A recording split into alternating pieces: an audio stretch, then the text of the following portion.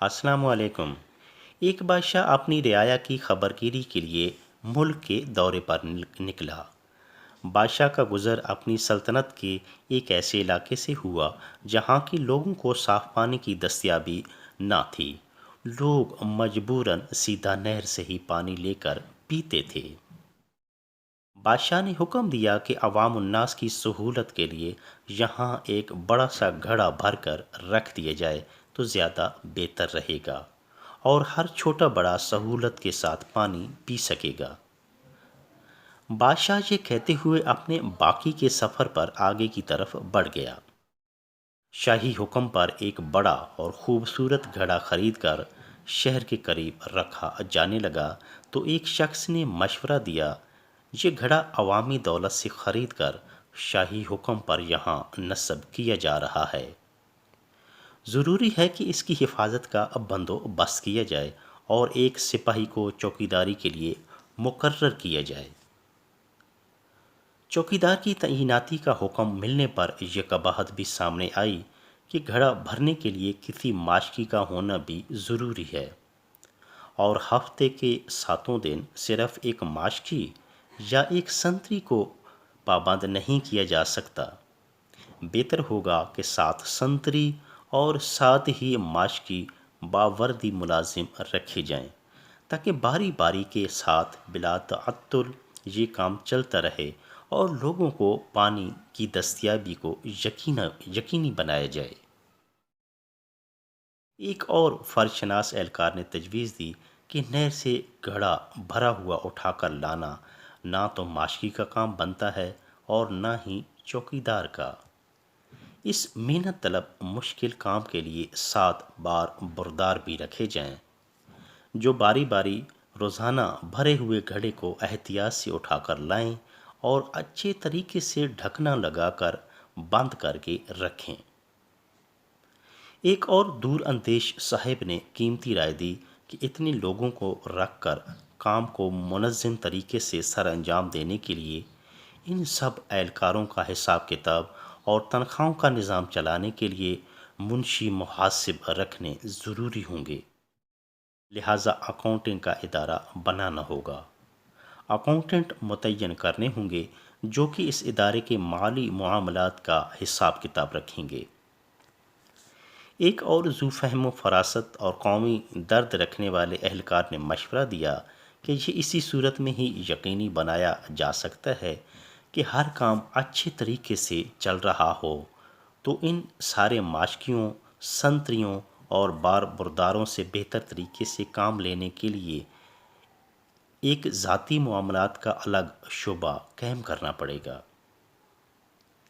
एक और मशवरा आया कि ये सब कुछ ठीक हो रहा है मगर मुलाजमीन के दरमियान लड़ाई झगड़े या कोई ज़्यादती हो जाती है तो उनका तस्फिया और उनके दरमियान में सुलह सफाई कौन कराएगा ताकि काम बिला तअत्तुल चला रहे।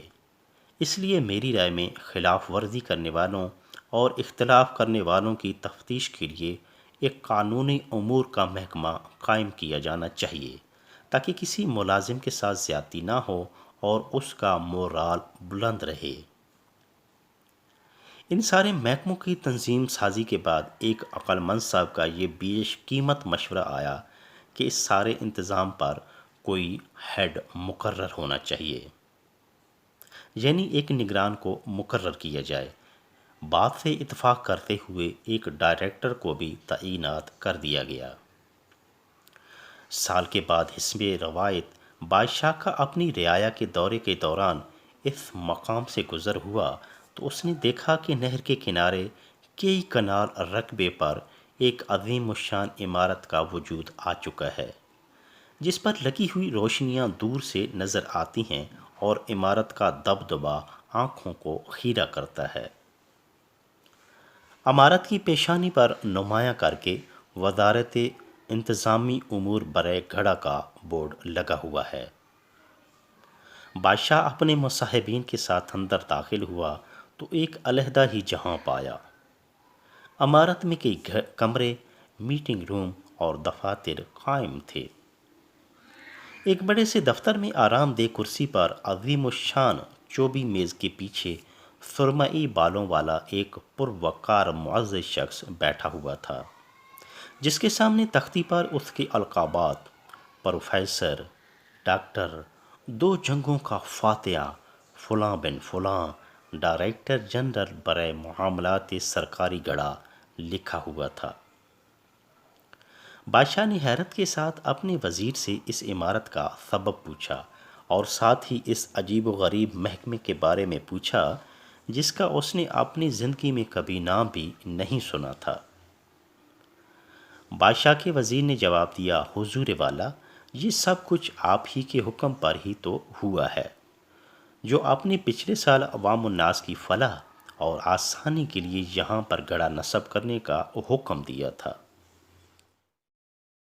بادشاہ مزید حیرت کے ساتھ باہر نکل کر اس گھڑے کو دیکھنے گیا جس کو لگانے کا اس نے حکم دیا تھا۔ بادشاہ نے دیکھا کہ گھڑا نہ صرف خالی، خشک اور ٹوٹا ہوا ہے، بلکہ اس کے اندر ایک مرا ہوا پرندہ بھی پڑا ہوا ہے۔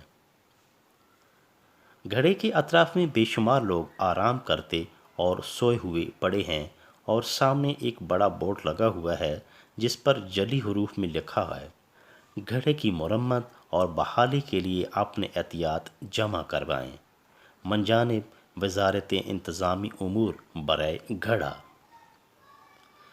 یہ سب دیکھ کر بادشاہ خوشی اور غصے سے پاگل ہو گیا۔ اچانک اسے ایک جھٹکا لگا اور وہ زمین بوس ہو گیا۔ فوری طور پر شاہی حکیم کو لایا گیا، جس کی انتھک محنت اور اعلیٰ دواؤں سے بادشاہ کو جلد ہی ہوش آ گیا، لیکن وہ ٹوٹے ہوئے گھڑے کو دیکھ کر دوبارہ بے ہوش ہو گیا۔ اب کی بار شاہی طبیب نے بہت کوشش کی، لیکن بادشاہ ہوش میں نہ آیا۔ لوگ بہت فکر مند ہوئے اور بار بار طبیب سے پوچھتے کہ بادشاہ سلامت کب ٹھیک ہوں گے۔ حکیم نے لوگوں کے ہجوم پر نظر دوڑائی اور کہا: جس ملک کے لوگ اتنے سست، بے مروت، غیر ذمہ دار اور بددیانت ہوں کہ انہیں ایک گھڑا بھرنے کے لیے پورا ایک الگ محکمہ بنانا پڑے اور اتنے لوگوں کو بھرتی کرنے کے باوجود وہ گھڑا بھرا نہ جا سکے اور ٹوٹ جائے، تو ایسے بے ضمیر لوگوں کے شہر میں بادشاہ کو ہوش و حواس میں رہنے کا کوئی حق نہیں۔